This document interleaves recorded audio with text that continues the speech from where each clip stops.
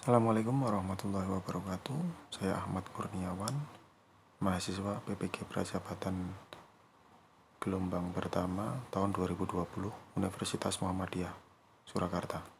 Saat ini saya akan menjelaskan tentang RPP dalam kaitannya teori belajar dan nanti juga berkaitan dengan asesmennya seperti apa begitu. Oke, langsung saja untuk yang pertama. RPP yang saya buat untuk RPP kelas 9 SMP semester 2. Untuk muatan pembelajaran, materi utamanya keberagaman masyarakat Indonesia dalam Bingkai Bhinneka Tunggal Ika. Alokasi waktu 1 kali pertemuan 3 kali 35 menit. Untuk KI dan KI-nya ada 4, di situ bisa kalian lihat. Langsung saja untuk KD-nya, dari KI saya turunkan menjadi KD. Saya memakai 2 KD. Yang pertama, KD 3.4 memahami prinsip persatuan dalam keberagaman suku, agama, ras, dan antar golongan atau syara dalam Bingkai Bhinneka Tunggal Ika. Nah, KD tersebut saya jadikan 2 IPK. Yang pertama, menjelaskan makna persatuan dalam kebangsaan. Yang kedua, 3.4.2 mengidentifikasi prinsip persatuan dalam keberagaman suku, agama, ras, dan antar golongan. Untuk taksonomi belumnya bisa kalian cek juga yang dalam kurung tersebut. Selanjutnya untuk KD yang kedua 4.4 mendemonstrasikan upaya persatuan dalam keberagaman suku, agama, ras, dan antar golongan atau syara dalam Bingkai Bhinneka Tunggal Ika. Untuk IPK-nya mendemonstrasikan hasil identifikasi makna persatuan dalam keberagaman masyarakat dalam Bingkai Bhinneka Tunggal Ika. Untuk taksonomi belumnya juga kalian bisa lihat di dalam kurungnya.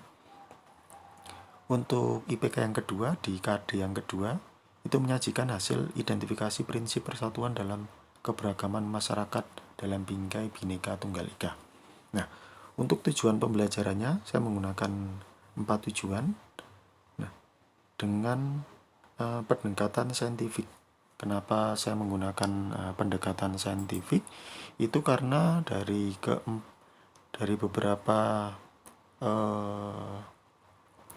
beberapa teori itu mengemukakan bahwa pembelajaran dengan metode pendekatan saintifik itu dirancang sedemikian rupa sehingga peserta didik secara aktif mengkonstruksi konsep atau juga tahapan-tahapan dalam mengamati atau mengidentifikasi masalah yang ingin diketahui.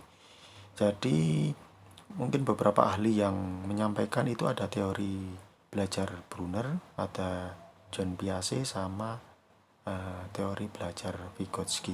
Jadi ketiganya itu menggunakan teori belajar yang paling relevan yaitu saintifik begitu. Nah,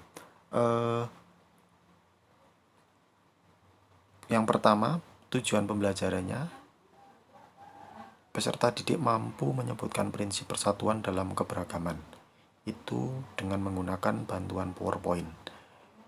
Untuk model pembelajarannya problem based learning. Yang kedua, tujuan pembelajaran yang kedua, melalui pendekatan saintifik dengan menggunakan model pembelajaran PBL dengan bantuan PowerPoint, peserta didik mampu mengidentifikasi manfaat prinsip persatuan dalam keberagaman suku, agama, ras, dan antar golongan. Yang ketiga, masih sama, untuk pendekatan dan model pembelajarannya, peserta didik mampu mendemonstrasikan hasil identifikasi makna persatuan dalam keberagaman dalam Bingkai Bhinneka Tunggal Ika.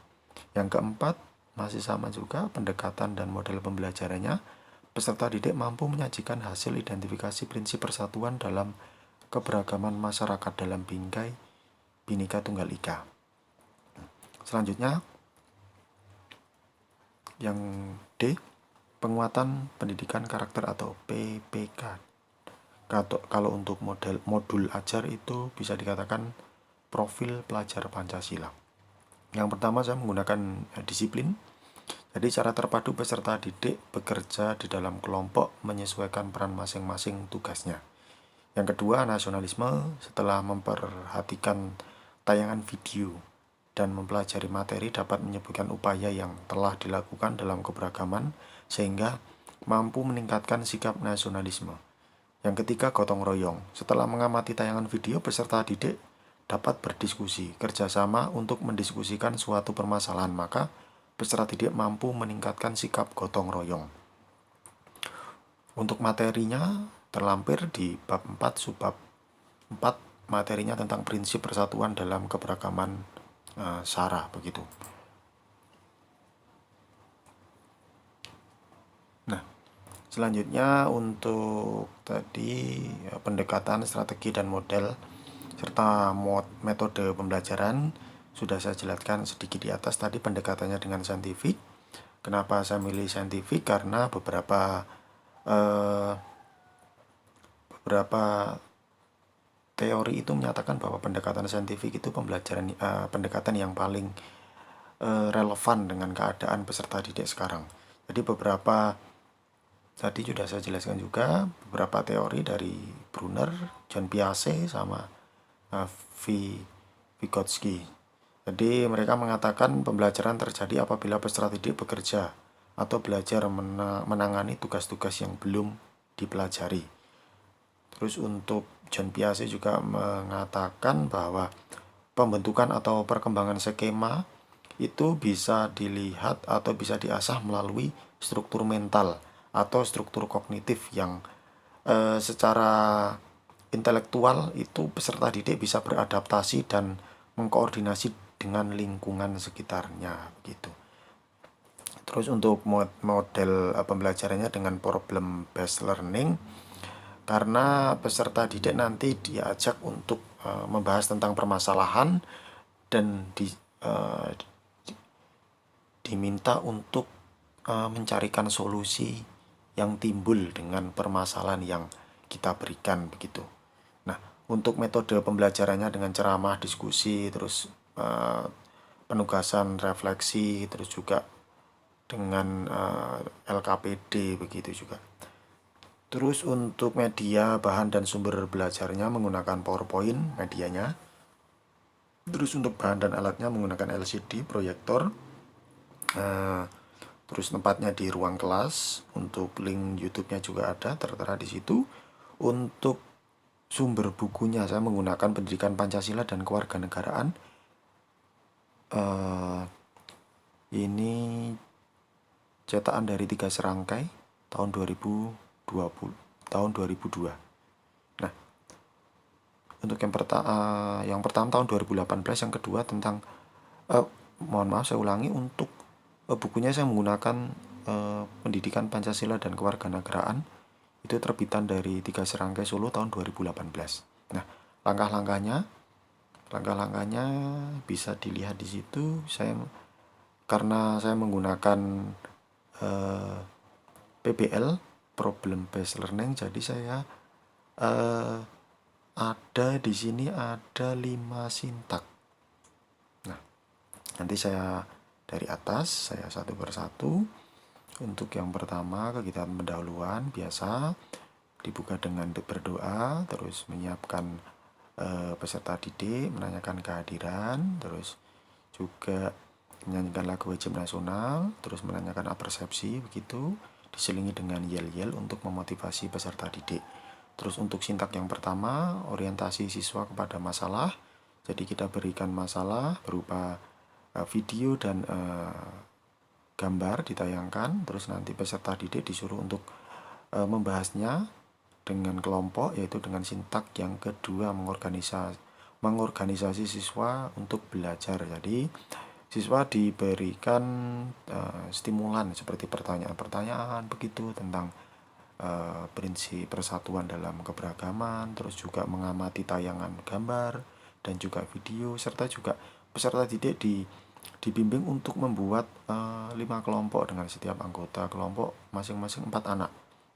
Dan kita menyesuaikan kelas, karena kelas di kelas 9B itu ada 21 anak, jadi saya bagi menjadi 5 kelompok masing-masing 4 anak.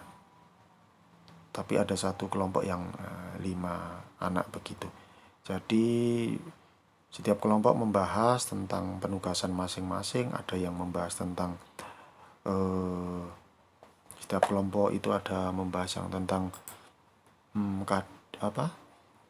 prinsip prinsip prinsip nasionalisme, ada juga yang membahas tentang prinsip Bhinneka Tunggal Ika, ada juga yang membahas tentang prinsip kebebasan yang bertanggung jawab, serta prinsip wawasan Nusantara, dan juga prinsip persatuan pembangunan untuk mewujudkan cita-cita reformasi, begitu. Terus selanjutnya untuk lampirannya itu seperti di sini ada juga bahan ajar, terus ada juga medianya dengan PowerPoint. Nah, terus sekarang saya lanjutkan ke asesmen. Nah, untuk asesmennya saya ada LKPD-nya. Jadi LKPD-nya nanti setiap kelompok itu ada 5 kelompok, setiap kelompok itu membahas tentang prinsip persatuan. Kelompok pertama tentang prinsip Bhinneka Tunggal Ika, yang kedua prinsip nasionalisme Indonesia, terus prinsip kebebasan yang bertanggung jawab, terus prinsip wawasan Nusantara, serta prinsip persatuan pembangunan untuk mewujudkan cita-cita reformasi.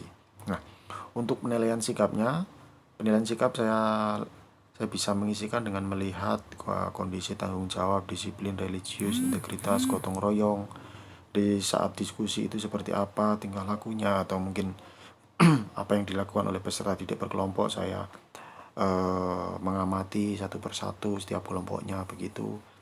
Terus untuk kompetensi pengetahuan saya bisa melihat dari kuisis, karena saya melakukan post test dengan kuisis, begitu. Jadi nanti kuisisnya pertanyaannya seperti yang tertera di RPP, seperti itu. Nanti untuk pensekorannya, kalau menjawab benar sempurna 4, menjawab benar kurang sempurna 3, menjawab benar ada sedikit unsur salah 2, serta jawaban salah 1, begitu. Nah, untuk pensekoran nanti ada 4 seperti saya tampilkan. Untuk penilaian juga ini penilaian itu saat diskusi, saat asesmen, juga lewat kuisis itu saya nilai di sini.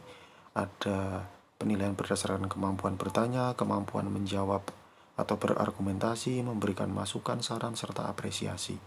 Di sini ada pedoman rubriknya. Nah, di sini untuk selanjutnya ada remedial, pendampingan, dan glosarium. Nah, daftar pustaka juga. Nah, begitu penjelasan dari saya, kurang lebihnya mohon maaf. Nanti saya untuk RPP-nya nanti saya berikan ke deskripsi juga. Apabila ada pertanyaan bisa lihat komentar atau juga di email saya di ahmadkur@gmail.com, kecil semua. Begitu, terima kasih atas perhatiannya. Semoga bermanfaat. Wassalamualaikum warahmatullahi wabarakatuh.